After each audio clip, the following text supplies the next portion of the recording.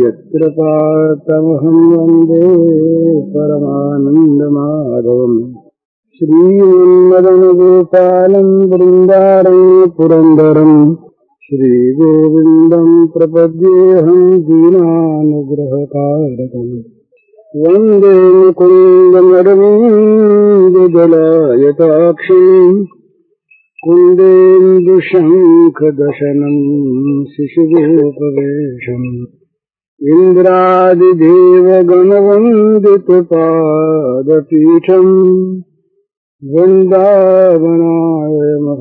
वसुदेवसूनम् नवजलधरवर्णं चम्पकोद्भाषिकरणम् विकसितनलिनाशयं विस्फुरन्मन्दहास्यं कनकरुचिदुकूलं चारुबर्हावचूलं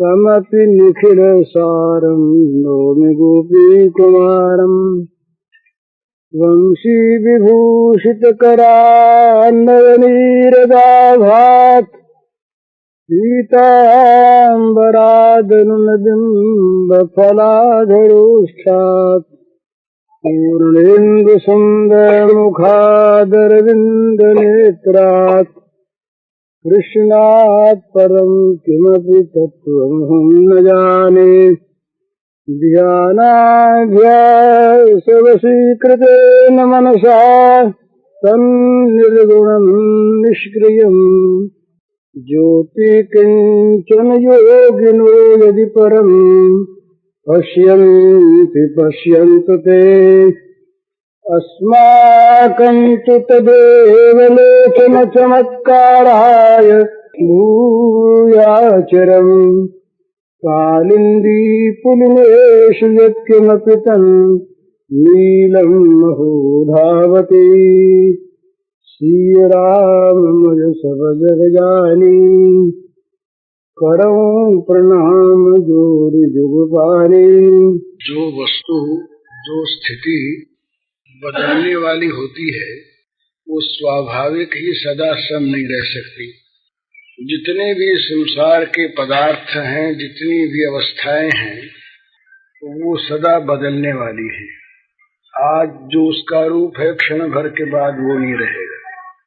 परिवर्तनशीलता और अनित्यता ये उसके स्वरूप है। तो जो परिवर्तनशील है और जो अनित्य है वो सम नहीं रहता।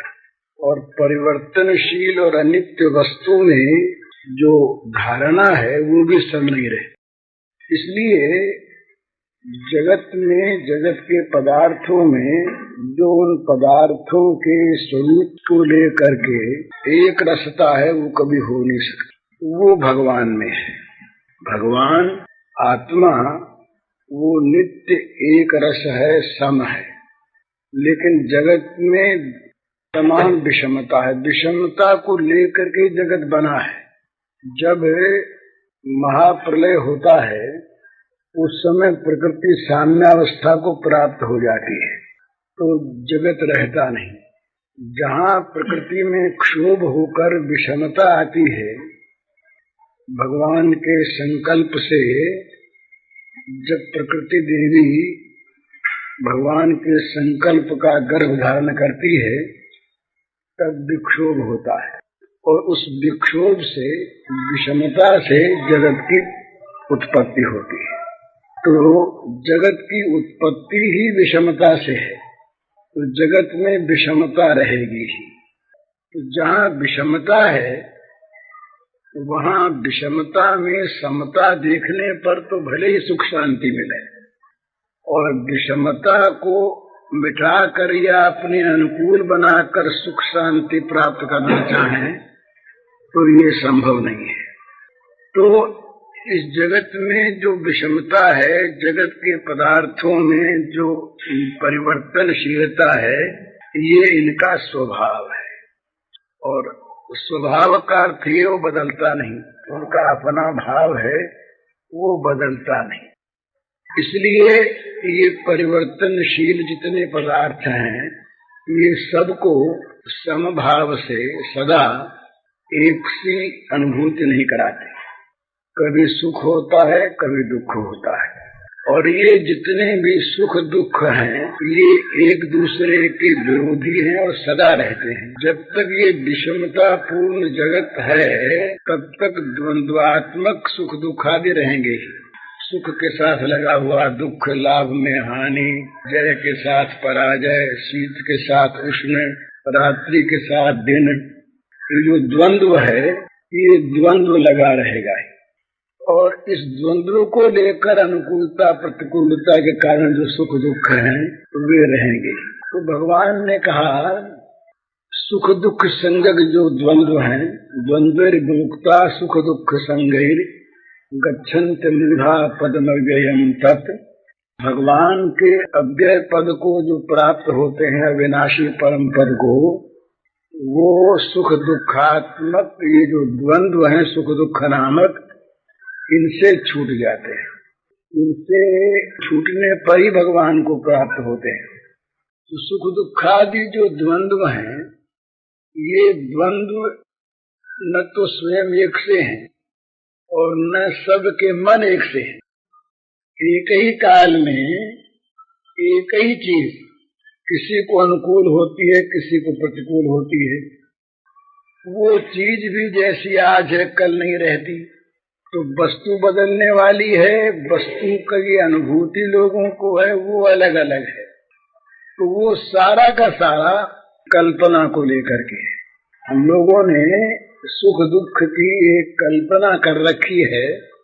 अमुक स्थिति का नाम सुख है, अमुक स्थिति का नाम दुख है, वो उसका एक नाम रख लिया है। अब जिसको सुख दुख उन स्थितियों को लेकर नहीं भी होते हैं, उनमें भी उन स्थितियों में सुख दुख मानने वाले आदमी सुख दुख की कल्पना करते हैं। कहते हैं बेचारा देखो बड़ा दुखी हो गया, बड़ा दुखी है। उससे कहते हैं कि आप तो इस बार बड़े दुखी रहे, बड़ी तकलीफ आपने पाई, आपका ये नुकसान हो गया, आप बीमार रहे, आपका लड़का मर गया, बड़े दुखी हो गए। तो उसके मन में चाहे सुख दुख न हो इन स्थितियों को लेकर, पर जिनके मन में उन स्थितियों में दुख सुख दुख की कल्पना है, वे सब जगह सुख दुख देखते हैं। लेकिन जो इन सुख दुखों के अंतराल में, इनके मूल में, इनकी आड़ में जो इन सुख दुख से परे परम आनंदमय भगवान स्थित हैं, उनको जो देखता है उस पर इन सुख दुखों का असर नहीं होता। वो दो चीज समझता है।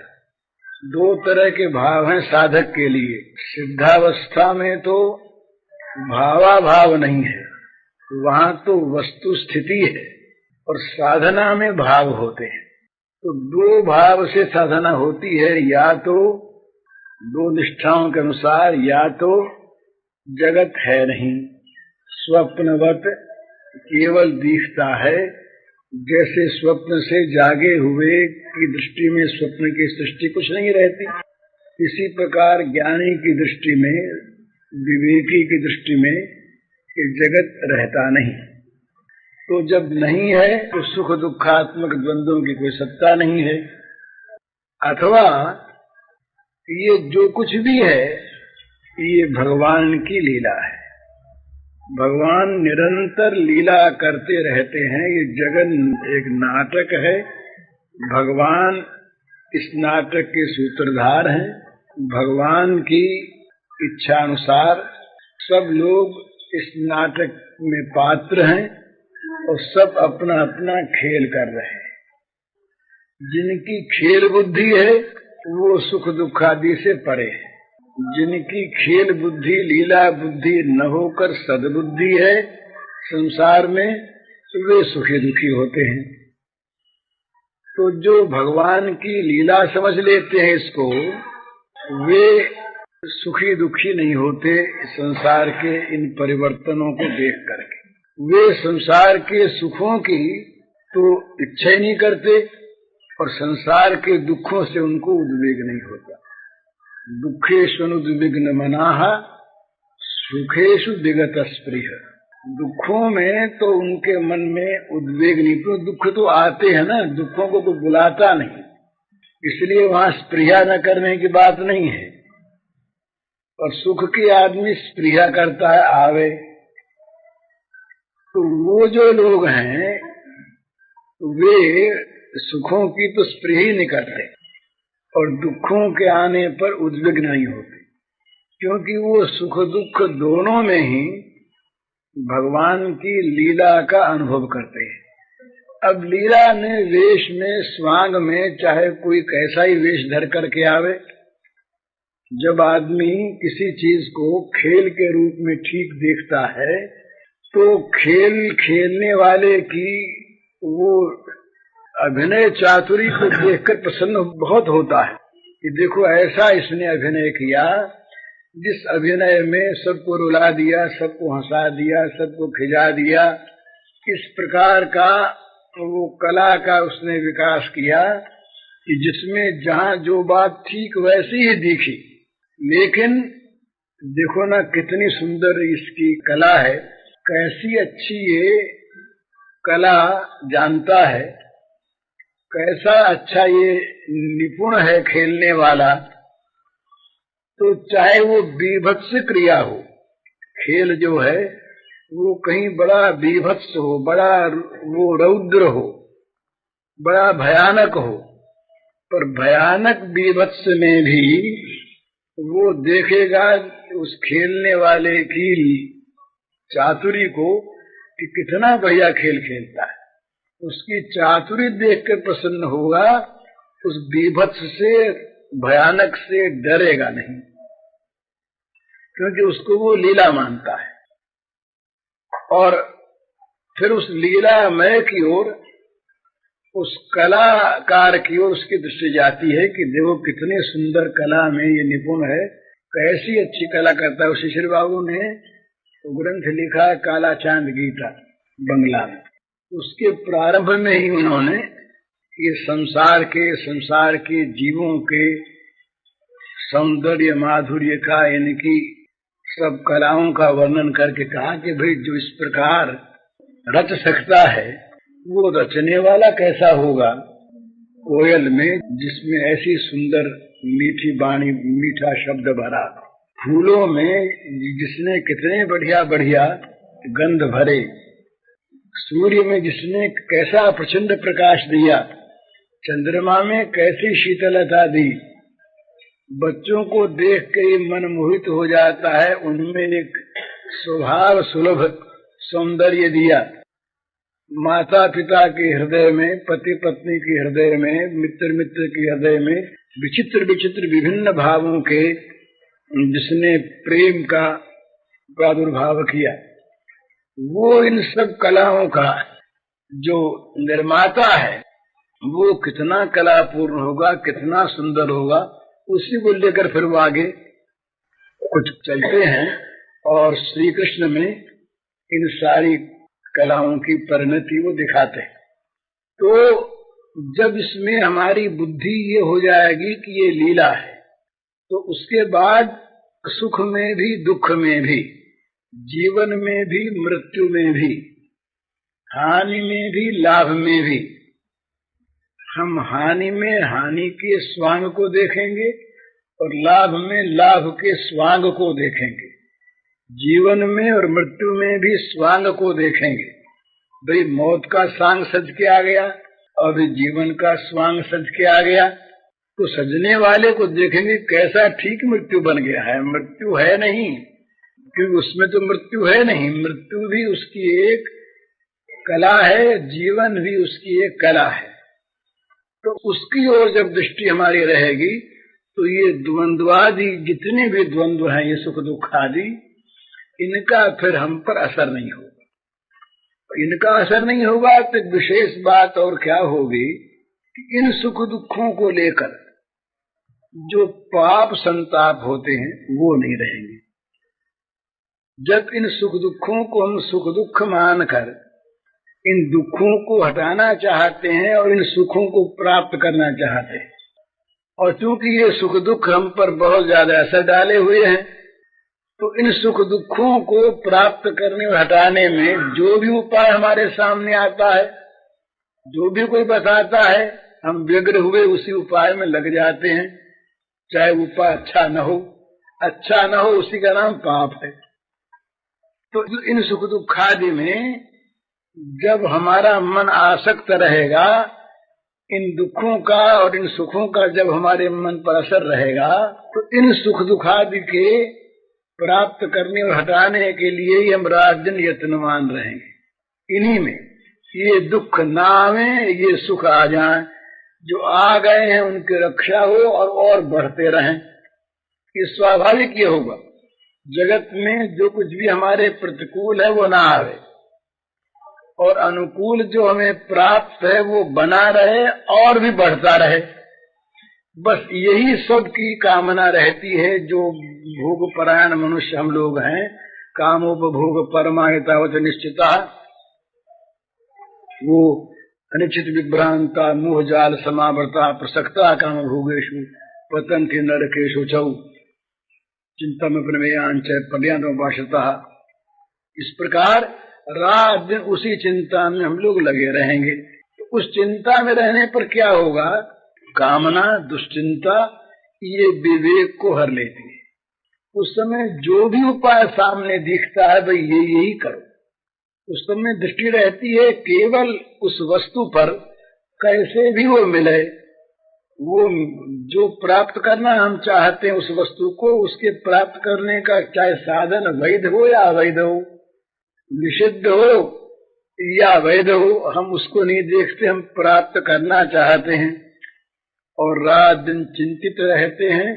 और वो नया नया जो निषिद्धाचरण बन जाता है, उससे जो एक फल उत्पन्न होता है नए संताप का, उससे घिर जाते हैं, फिर उसको मिटाना चाहते हैं, उसको मिटाने में फिर नया उपाय करते हैं, वो नया उपाय फिर कोई वैसा ही होता है, उससे फिर बुरा फल पैदा होता है। इस प्रकार चिंता में प्रमेयांच प्रलयांतम उपाश्रिता, मृत्यु के अंतिम क्षण तक हम अपार चिंताओं से घिरे रहते हैं और मरने के बाद भी पतंति नरकेषु चौ, अशुचि नरकों में हम पड़ते हैं। तो ये इन सुख दुखादि द्वंद्वों में आसक्त रहने के कारण ही ऐसा होता है। इन सुख दुखों को भगवान की लीला मान लें। ये जो कुछ भी हो रहा है यहाँ, और असल में यही बात है, आत्मा पर वस्तुतः इनका कोई असर नहीं है।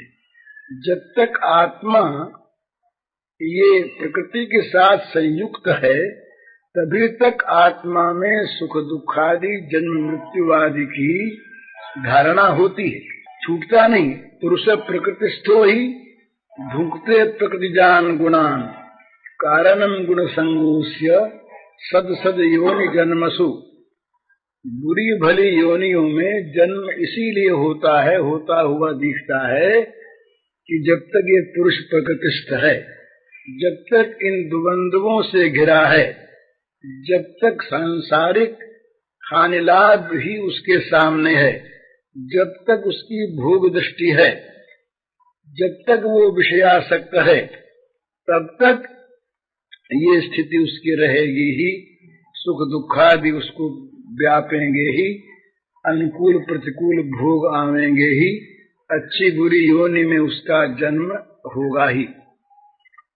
परंतु वास्तव में आत्मा पर कोई असर नहीं होता, आत्मा निर्लेप है। तो आत्मा यदि अपने आत्म तत्व को देख ले, और आत्मा यदि उस प्रकार से भगवान के अनुचरत्व में आ जाए, तो फिर भगवान की लीला जब देखने लगेगा तब उसको नया नया आनंद आवेगा, नई नई लीला दिखेगी ना। संसार में नित्य नई लीला होती है, और उस लीला में विभिन्न रसों का प्रादुर्भाव होता है। कभी बड़ा भयानक है, कभी बड़ा सुंदर है। उन लीलाओं में वो देखेगा कि देखें ये कैसा बन के आएगा। भगवान ने कहा कि जितने भी हरण करने वाले, छीनने वाले सब कुछ, उन छीनने वालों में सबसे बड़ी मृत्यु है जो सब कुछ छीन लेती है। तो भगवान ने कहा वो मृत्यु में, मृत्यु सर्वहरश्चाहम, मैं वो मृत्यु हूं। तो मृत्यु में भी जब वो भगवान को देखेगा तो मृत्यु से अधिक भीषण तो कोई वस्तु है नहीं उसकी दृष्टि में। फिर भगवान की प्रधानता रहेगी, संसार की नहीं। और संसार फिर प्रधान न रह करके भी सुखमय हो जाएगा। संसार के दो ही रूप हैं, जहाँ संसार भगवान से रहित है वहाँ वो दुखालय है, दुखालय में शाश्वत। और जहाँ संसार भगवान से भरा है वहाँ दुख लेश शून्य है, स्थिति कुछ भी हो। तो हम लोग जो निरंतर दुखी रहते हैं उसका कारण यही है कि हम लोग संसार को भगवान से रहित भोगमय देखते हैं। भोगमय संसार दुखी है और भगवानमय संसार सुखी है। वहाँ दुख लेश नहीं, क्योंकि दुख में आ नहीं सकता। जैसे प्रकाश में अंधकार नहीं आ सकता, इसी प्रकार भगवान जो आत्यंतिक सुखमय है, आनंदमय है, उनमें दुख नहीं आ सकता। उनमें दुख की तो बात क्या है, द्वंद्व वाला सुख भी नहीं आता। उनमें जो सुख है वो सुख तो नित्य है, अनंत है, सत्य है, सनातन है, शाश्वत है। ऐसा जो सुख है आत्यंतिक, वो रहता है। तो भगवान जहाँ जगत में भरे हैं वहाँ जगत में कहीं पर भी किसी अवस्था में भी दुख है ही नहीं। केवल आनंद है, केवल सुख है। वो सुख है, वो सत है, वो सुख चेतन है, वो सुख भगवत स्वरूप है। और जहाँ संसार में हम केवल भोग देखते हैं और भोगों में ही सुख दुख की कल्पना करते हैं, भोगों में ही हम हानि लाभ देखते हैं, वहाँ दुख ही दुख है, वहाँ सुख आ नहीं सकता। तो मनुष्य जो दुखी रहता है ना, ये दुख कोई बाहर से नहीं आता है। उसी दुख को आदमी लीला समझ के सुख के रूप में पलट दे सकता है। उसी दुख से आदमी अपने को अलग करके दृष्टा बनकर उस दुख से छूट सकता है। दृष्टा बना तो छूटा, माया समझा तो छूटा, लीला समझी तो छूटा। लेकिन उस दुख को जब अपने ऊपर मानता है, मैं दुखी हूँ ऐसा मानता है, तो संतप्त होता है। वो संताप कभी मिटने का है नहीं। क्यों नहीं मिटने का? ये जो जगत की अभावमयता है, अपूर्णता है, अनित्यता है, ये तो सदा बनी रहेगी। इसका स्वरूप है। जो स्वरूप है वो कैसे मिटेगा? अंधकार प्रकाश कैसे कर देगा? अंधकार में अंधकार ही है, वहाँ प्रकाश है नहीं। अग्नि शीतलता कैसे पैदा कर देगी? अग्नि में दाहिका शक्ति ही अग्नि है। तो दाहिका शक्ति युक्त जो अग्नि है उसको हम कहें कि वो शीतलता दे देगी, कैसे दे देगी? है ही नहीं। इसी प्रकार संसार के अनित्य अपूर्ण जो भोग हैं ये हमको सुख दे देंगे, ये संभव ही नहीं, क्योंकि है ही नहीं। तो जो वस्तु जहाँ नहीं है वहाँ उसको खोजने जाना ही मूर्खता। इसी को शास्त्रकारों ने मृग तृष्णा कहा है अपने। जैसे वो उत्तप्त बालू में वो सूर्य की किरणों से पड़ी हुई लहरों को देखकर हरिण पानी समझते हैं और उस पानी से प्यास बुझाना चाहते हैं, वो प्यास बुझती नहीं, उल्टा जल जाते हैं। इसी प्रकार भोगों में सुख की आशा जो है इसको मृग तृष्णा कहा है। मृग तृष्णा। मृग को दूर से दिखाई देता है लहराता हुआ समुद्र सा, दूर से मालूम होता है जल लहरा रहा है, पर वहां जाता है तो उसको गरम गरम जलती हुई बालू मिलती है। मृग तृष्णा। कभी उसको वहां शांति होगी नहीं, कभी उसकी तृप्ति होगी नहीं, कभी उसको शीतलता मिलेगी नहीं, सुख मिलेगा ही नहीं, क्योंकि है नहीं। तो भगवान से रहित जितने भी विषय भोग हैं, जितने पदार्थ हैं, जितनी स्थितियां हैं, जितनी अवस्थाएं हैं, जहाँ जो कुछ भी है उन सब में दुख है। ये बात खूब ध्यान में रख लेनी चाहिए। अनित्यम सुखम लोकम। भगवान ने कहा ये जो लोक है ये अनित्य है और सुख रहित है, और दुखालयम शाश्वतम, दुखालय है और अशाश्वत है। तो जो असुख है सुख रहित है, और जो दुखालय है उसमें सुख की खोज करना मूर्खता रहती है। इससे कभी सुख मिलता ही नहीं, किसी को मिला नहीं, मिल सकता नहीं। उसके अंदर जो भरा हुआ एक नित्य पदार्थ है, जिसके आधार पर ये सब टिका हुआ है, जिसकी दृष्टि से ये सब दिखता है, वो जो मूल तत्व वस्तु है वो नित्य है, सत्य है, सनातन है, और वो सुखमय है। तो भगवान ने कहा अनित्यम सुखम लोकम इमं प्राप्य भजस्व माम। भाई इस अनित्य और असुख लोक को प्राप्त करके तुम यदि चाहते हो इसमें सुख मिलेगा, सो मिलेगा नहीं। तो सुख प्राप्त करना चाहो तो क्या करो, माम भजस्व। इसी श्लोक में कहा माम भजस्व, मुझको भजो, जो अनित्य नहीं है और सुख रूप है, जो नित्य है और सुखमय है भगवान, उसको भजो। हम लोग जो जितना भी संसार को भजते हैं, चाहे वो मंदिर में बैठ करके भजें और चाहे दुकान पर बैठ करके भजें, भजना होता है मन से। हम भजन किसका करते हैं, ये अपने मन को देखने से पता लगता है। चाहे हमारे हाथ में माला हो, यद्यपि माला रखकर भजन करने का विरोध नहीं है, बहुत अच्छा, वो करना ही चाहिए, उसके विरोध में ये चीज नहीं कही जा रही है। ये तो इस रूप में कही जा रही है कि अपने मन को हम देखें, हमारा मन किस वस्तु का सेवन कर रहा है।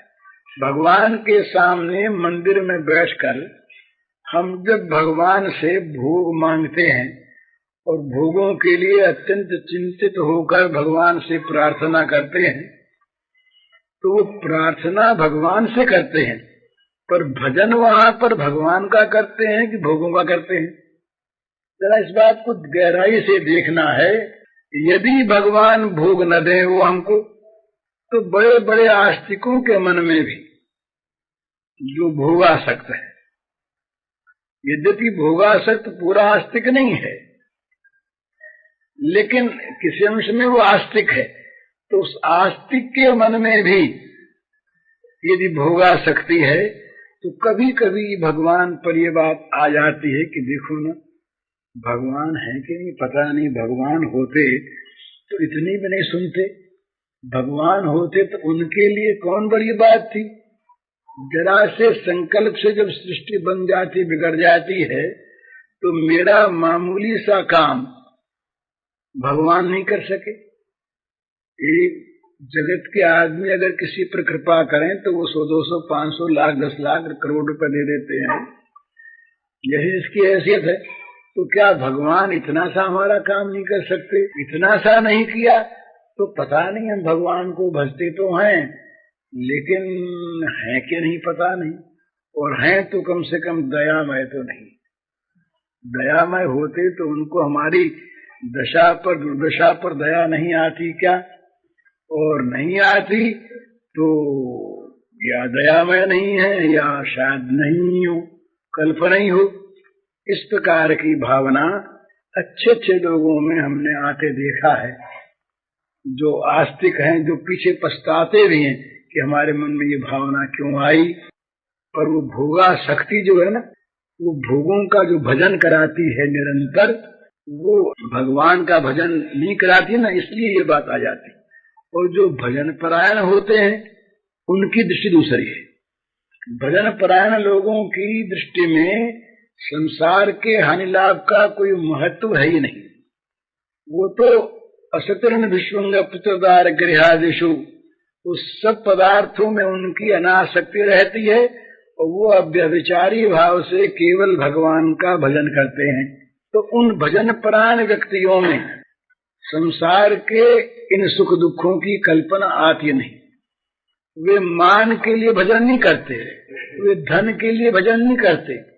तुलसीदास जी ने इतना बड़ा ग्रंथ रचा, इतना बड़ा कि जो सारे मानव जगत का उद्धार करने में समर्थ, इस प्रकार की महान वस्तु, परंतु स्वांत सुखा है भजन के लिए। तुलसीदास जी का साहित्य दृष्टि से भी बड़ा ऊंचा स्थान है, पर उनका जो हृदय है वो तो राममय हृदय है। उनका तो प्रत्येक काम राम को रिझाने के लिए है और राम को रिझाकर अपने सुख पाने के लिए है। उससे जगत का उपकार तो स्वाभाविक होगा ही, अमृत से जगत को अमरता मिलेगी ही, वो तो अमृत है। परंतु दिखाने के लिए, मान प्राप्त करने के लिए, धन प्राप्त करने के लिए, इज्जत प्राप्त करने के लिए इन महात्माओं का प्रयास नहीं होता। उनका वो भजन हो, इसलिए उसका नाम असली भजन है। भगवान का भजन वो करते हैं, भोग का भजन नहीं करते। ये बड़ा अंतर है। भोग का भजन जो है वहाँ पर न मालूम, भोग तो सभी है ना, यश भी भोग है, कीर्ति भी भोग है, मान भी भोग है, धन इत्यादि तो प्रत्यक्ष स्थूल भोग है ही। तो इनके मन में अगर ये चीज भी कहीं आ जाती है तो बड़े डरते हैं महाराज। ये डरते हैं, प्रार्थना करते हैं।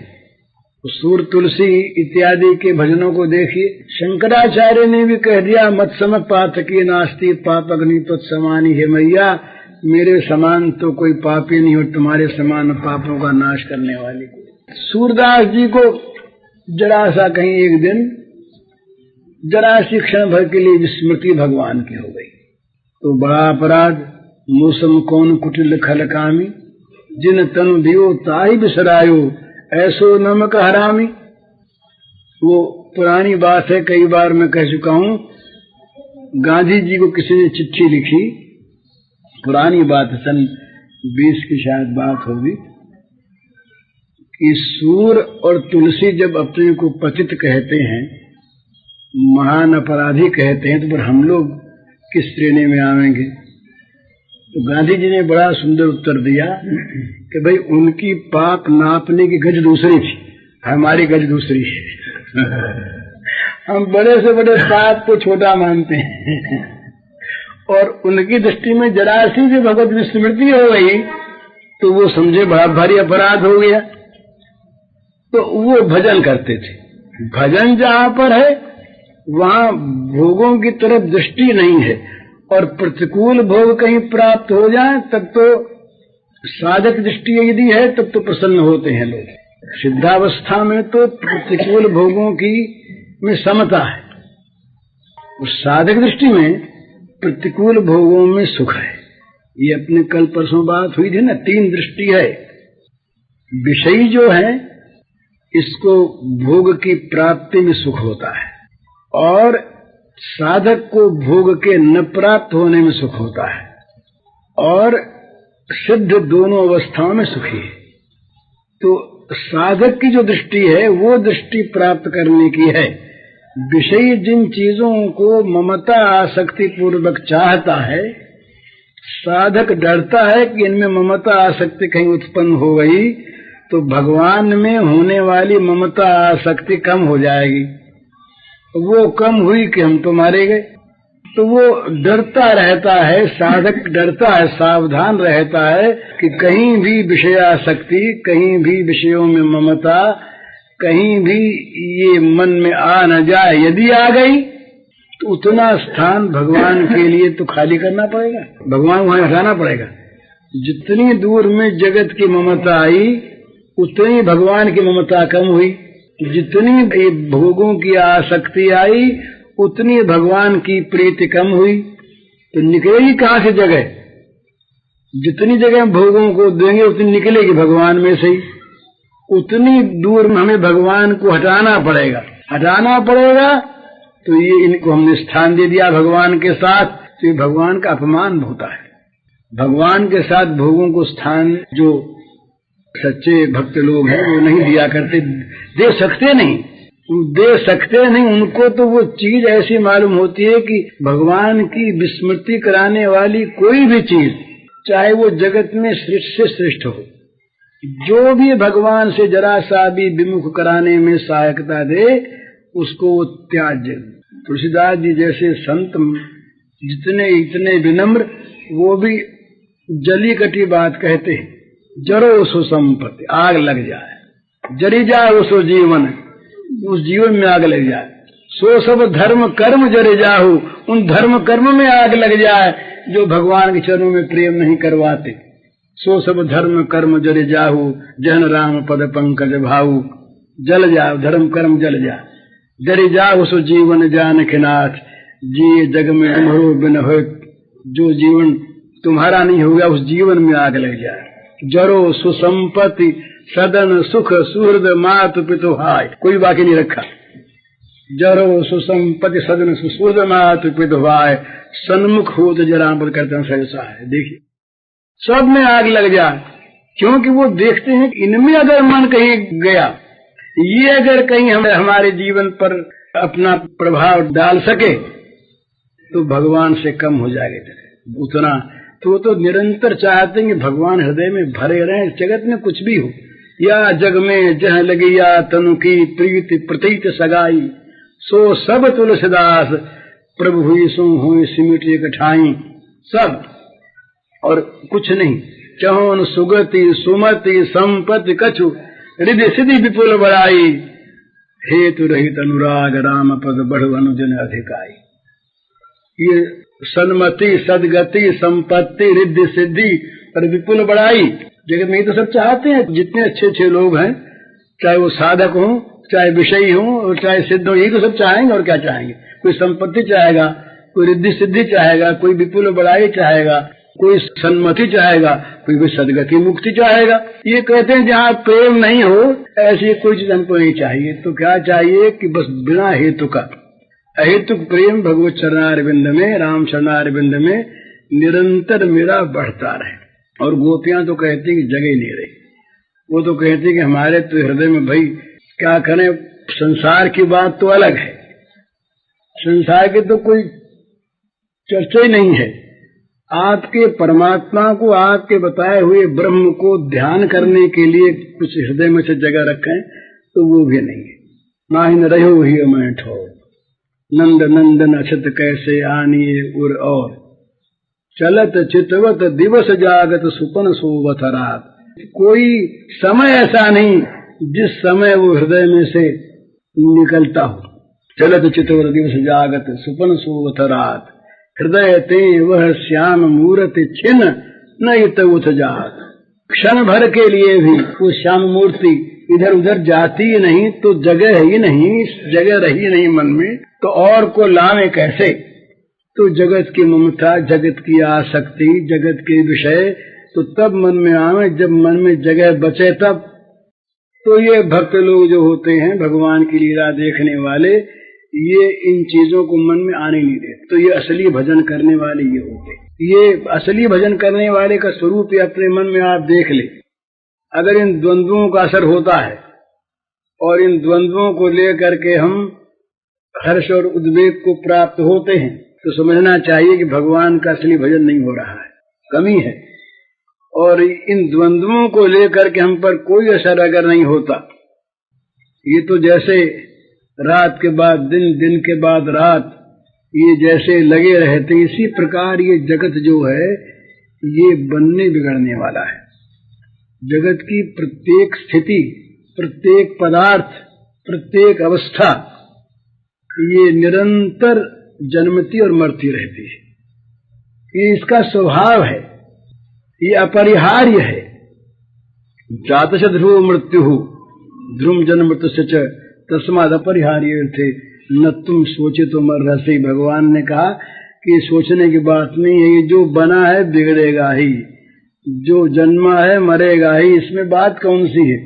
तो जन्म मृत्यु दोनों बस ये भगवान की लीला, भगवान के खेल के रूप में आ जाए, फिर इसका कोई प्रभाव नहीं होगा। तो असली भजन करने वाले लोग जो हैं ये इन सब में भगवान की लीला देखते हैं। भगवान लीलामय कभी महाप्रलय के रूप में आते हैं, कभी सुंदर सृजन के रूप में आते हैं, कभी बड़ा सुंदर फूल खिलता है ना, देख करके, कली को देख करके चित्त खिंचता है, मुरझा के गिर जाता है, नीचे सूख जाता है, वही फूल था। फूल की जैसे दोनों गति होती है, इसी प्रकार जगत में प्रत्येक पदार्थ की जो सृष्ट है, जो बना है, वो बिगड़ेगा ही, वो नष्ट होगा ही। संसार के सुख भी, संसार के भोग भी, संसार के संबंध भी, संसार की प्रत्येक स्थिति भी ये नित्य परिवर्तनीय है, नित्य अनित्य है। तो इसलिए ये नित्य अनित्य जो स्थिति है, इसको स्वांग समझ। स्वांग एक सा नहीं रहता हमेशा, स्वांग बदलने वाले होते, स्वरूप एक सा रहता है। जो स्वरूप है वो तो एक सा है। वो तो जिस समय अभिनेता राजा बनता है उस समय भी वो स्वरूप तो वही है जो था, और जिस समय वो नौकर बनता है उस समय स्वरूप तो वही है जो था। स्वरूप उसका नहीं बदलता, स्वांग बदलता है। स्वरूप में जो स्थित है, स्वांग में नहीं, वो ठीक है। और कहीं स्वांग को रूप मान लिया, वो फंस गया। पुरुष प्रकृतिस्थो ही, पुरुष का प्रकृतिस्थ होना क्या है? स्वांग को अपना रूप मान लेना। तब स्वांग बदलता रहेगा, जब बदलेगा तो समझेगा मैं बदला। दुख आया समझेगा मेरे पर आया, सुख आया समझेगा मेरे पर आया। कोई खेलता खेलता आदमी पागल हो जाए नाटक में, तो उसकी क्या गति होगी? वो चीज तो उसकी होगी नहीं, वो वस्तु उसकी बनेगी नहीं। वो मेरी है और ये तेरी है कह करके लड़ता रहेगा। वो पागल लोग कहेंगे देखो आया था खेलने के लिए और खेलता खेलता तो असली मान बैठा, और इस चीज को घर ले जाने लगा। चोर है, बदमाश है, पागल है, कौन मानने देगा? पर वो मानेगा, उसको सुखी दुखी होगा। यही हालत पुरुष प्रकृति जान गुणान। ये तो यही अंतर है हमारे में और जो भगवान के पार्षद या भगवान आते हैं उनमें ही अंतर है। वो खेल में आकर खेल को खेल ही मानते रहते, और हम खेल में आकर के असली मान लेते हैं। इसलिए असली तो है नहीं, पर सुख दुख आदि होता है, लाभ हानि होती है, जीवन मरण होता है, शुभाशुभ गति की प्राप्ति होती है। तो इसलिए ये अनित्य और असत जो जगत है, इसमें या तो असत बुद्धि करे और या इसमें लीला बुद्धि करे। तो ये परिवर्तनशील जगत लीला बुद्धि होने पर तो नित्य नए रूप में अभिनय दिखलाने वाला नाटक होगा, बड़ा सुंदर होगा। नाटक देखो और नाटक में अपना अपना स्वांग भी भरते रहो। जो अपना स्वांग आया भर लिया, फिर देखते रहे। और अपने स्वांग को भी आप देखता है आदमी जिस समय खेलता है, उस समय दो चीज साथ चलती है। स्थूल में तो उसका बाहरी अभिनय चलता है, और सूक्ष्म भाव में वो निरंतर सावधान रहता है कहीं खेल बिगड़ तो नहीं रहा है, कहीं एक्टिंग में कोई ऐसी गलती न हो जाए कि जहां रोना है वहां जरा सी हंसी आ जाए, बिगड़ गया ना खेल। जहां रोना है, जहां क्रोध का एक्टिंग है, वहां कहीं दूसरी चीज मन में आ जाए तो देखने वाले क्या देखेंगे? ठीक खेल खेला नहीं। खेल को देखने वाले खेल न समझ पावे तब असली खेल है, और खेल को देखने वाले खेल समझ लें तो लोग कहेंगे कि ये ठीक नहीं, ये अच्छा खेलने वाला नहीं है।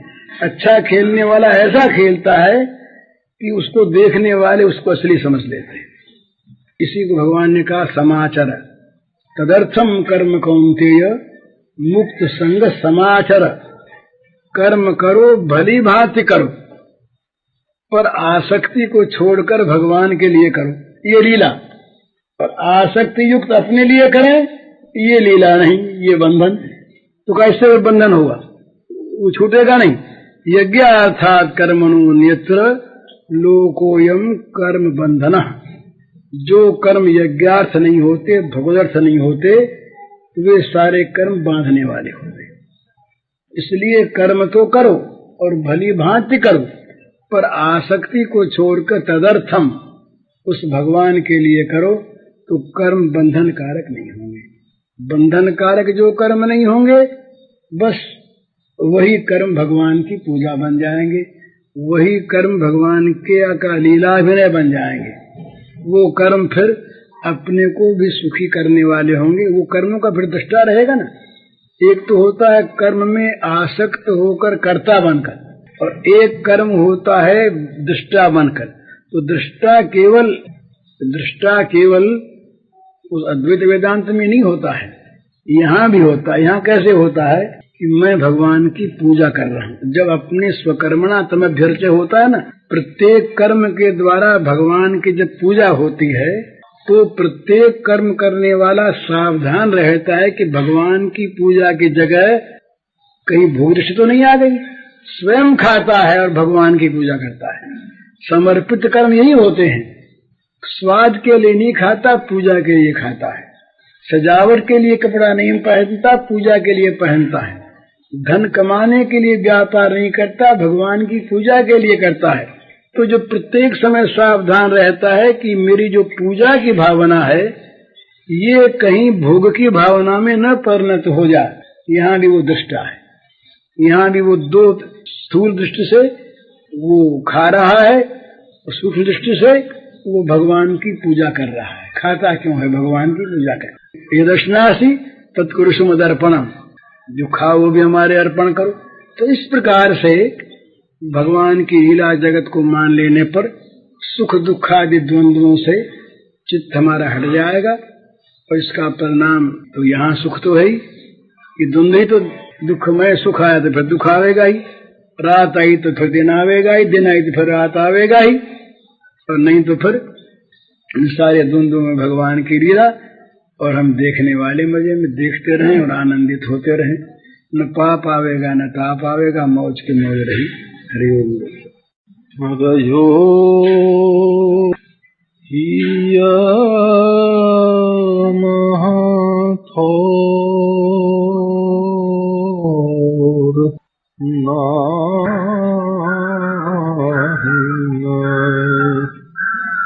हरयो हिया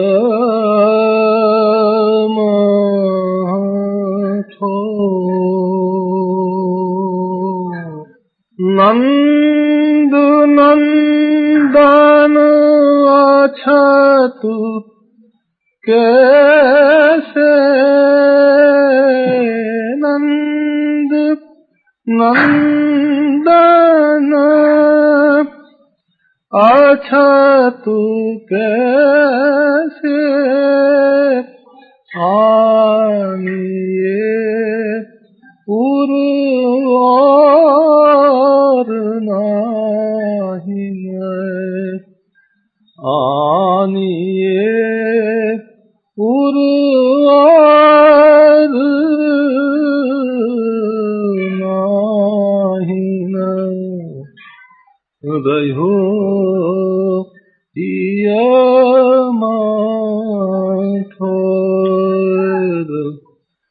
नाही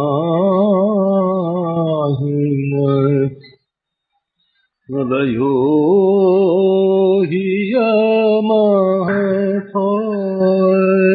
यमाठोर ये चलतु चितवतु दिवस जागतु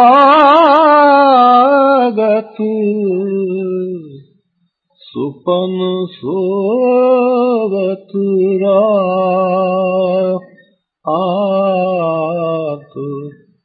ये चलतु चितवतु दिवस जागतु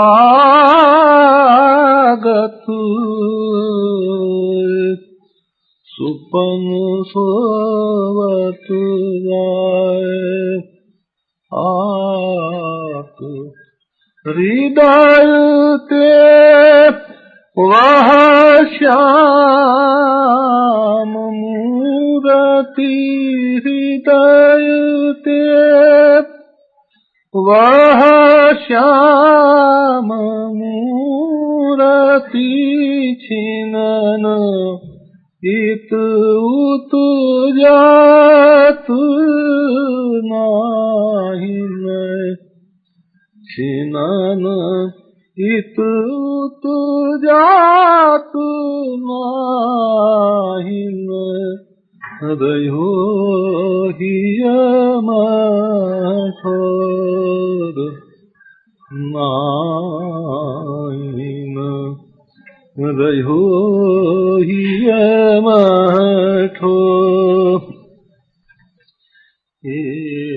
कहतु कथा अनेक ऊधो लोक लाज दिखा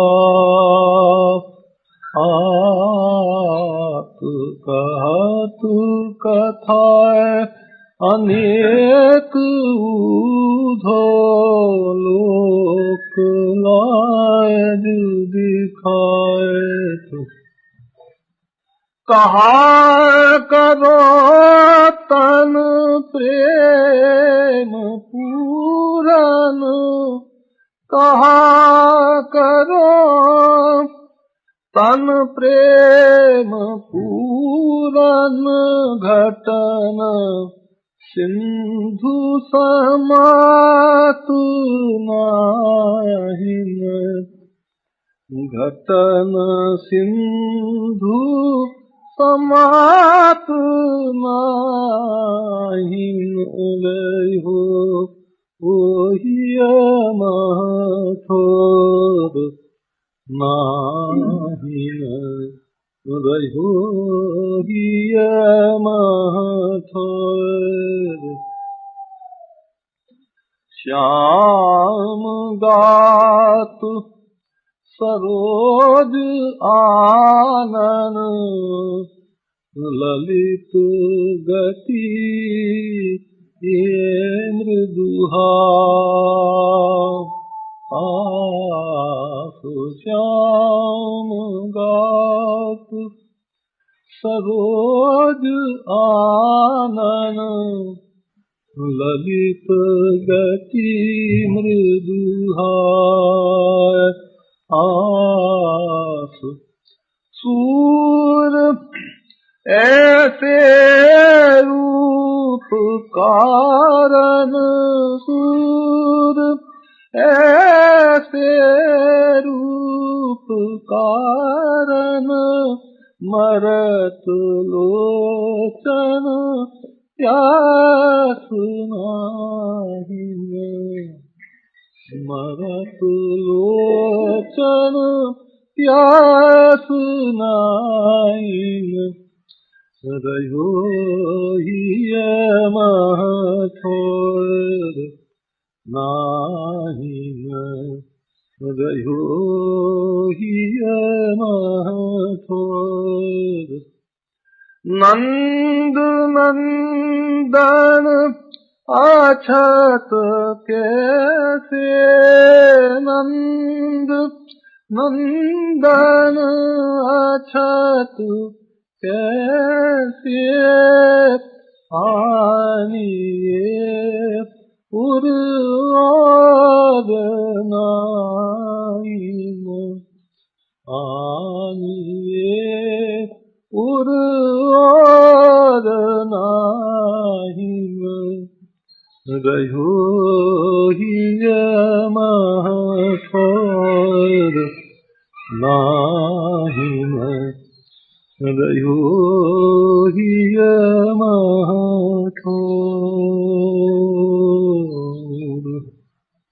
त्रिविधम नरकस्येदं द्वारं नाशनमात्मनः, कामः क्रोधः तथा लोभः, तस्मात् एतत्त्रयं त्यजेत्। तीन बड़ा दोष है, कामना, क्रोध और लोभ। यह आत्मा का पतन करने वाला है, नरक में गिराने वाला है। तस्मात् एतत्त्रयं त्यजेत्। तात तीन है प्रबल खल, काम क्रोध और लोभ। यह तीन जो है प्रबल खल है। तो कोई में कामना की अधिकता हुआ है, कोई में क्रोध की हुआ है, कोई में लोभ की हुआ है, कोई में तीनों मिला तो सन्निपात हो। बात पित्त कफ तीनों बढ़ गया है तो सन्निपात है। तो बात पित्त कफ है तीनों ही है, तो तीनों बढ़ जाए तो आँख को शमन करना। आँख को शमन करना जो है जिको ही असली साधना है। आँख को शमन नहीं हुआ है तो बाहर की ओर साधना करनी, साधना उत्तम है, तो को विरोध नहीं है, पर आँख का शमन की विशेष चेष्टा करनी चाहिए। तो नया नया रोगा का अंकुर पैदा कर बोख रहे, दवाई ले आप और कुपथ कर बोख, तो दवाई जितना काम करे कुपथ उतना बिगाड़ कर दे। तो ये जो तीन है सो कुपथ का मूल है।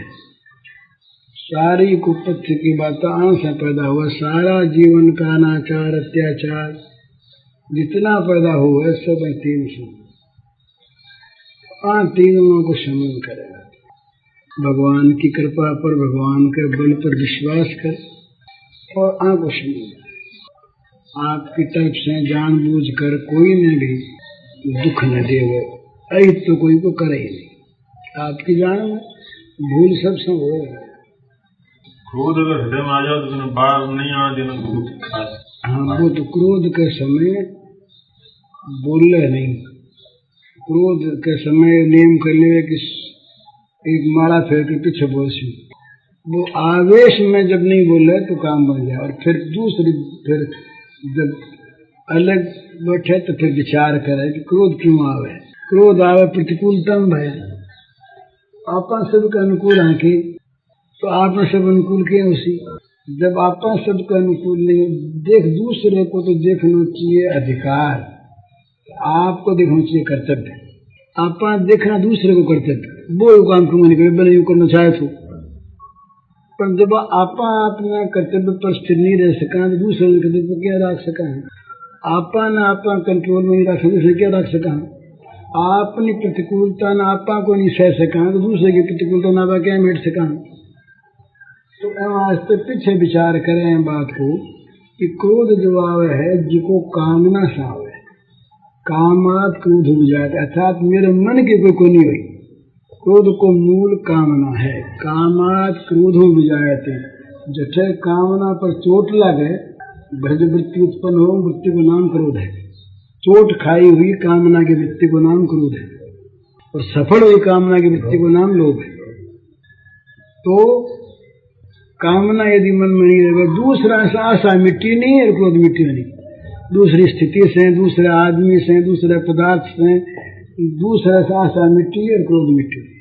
आपका एक आशा, एक एक्सपेक्टेशन जनक है, एक्सपेक्टेशन नहीं करना चाहिए, एक प्रतीक्षा की भावना आज जब तक है तब तक क्रोध मिटना मुश्किल है। तो या तो फिर क्षमा की भावना बहुत जागृत हो जाए तो क्रोध मिट जाए, या आशा छोड़ दे क्रोध मिट जाए, या प्रतिकूलता में भगवान की दया मान ले तो क्रोध मिट जाएगा। मामूली क्रोध मिटाने के तो दो तरीका है। स्थूल तो अत्यंत क्रोध आए जब क्रोध की क्रिया नहीं करने देंगे, नेम कर लेंगे। तो दो लुगाएं, एक लुगाई ही जिसकी बात लड़ती बहुत, जब उनको पति घर में आते तो बस में आप बोलिया तो बेचारो जब से आता ही बाकी उनको कह देती ना, वो कहते दो चार कह देते तो ना उसमें लड़ाई हो थी ना, रोटी हुई आई रहती बात है, घर में कले रहती। वो पड़ोसन के गई, पड़ोसन के देखे बैठा तो बहुत आनंद, बड़ा तो बड़ो प्रेम है ना बन के थारा तो बड़ो आनंद, मैं तो रात दिन रो हमारे कलर की बात है। तो बोले मैं दवाई लूँ, मैं दवाई लूँ, तो बोले बात दवाई में नहीं दे, तो बोले लिया दवाई, तो एक बोतल में दवाई भर दी।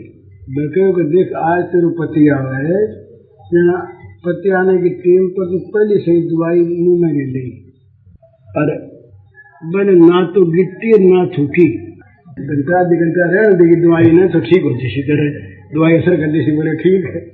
तो वह पति आने के पहले अरबा दवाई मुंडे में ले ही ली, लेकिन ना गिट ना थूका मुँह भरी, ना पति आए आज बाकी क्यों को नहीं बोली, ना वो शांत थे। बोले आज तो भाई बहुत अच्छी बात, आज क्योंकि बोली ही को नहीं।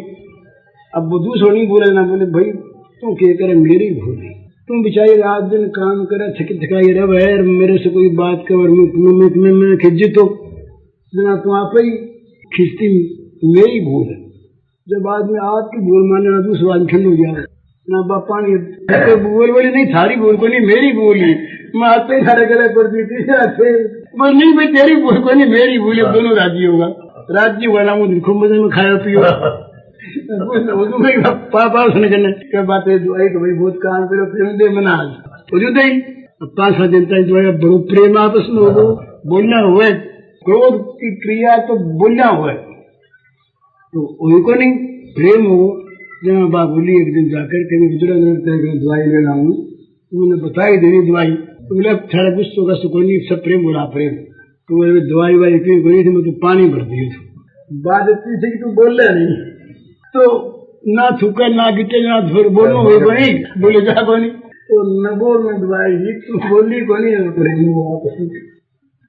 और समझावे भी नहीं कोई ना आपकी बात। क्रोध का समय समझाया को नहीं रहे। बैंक जब सौम्य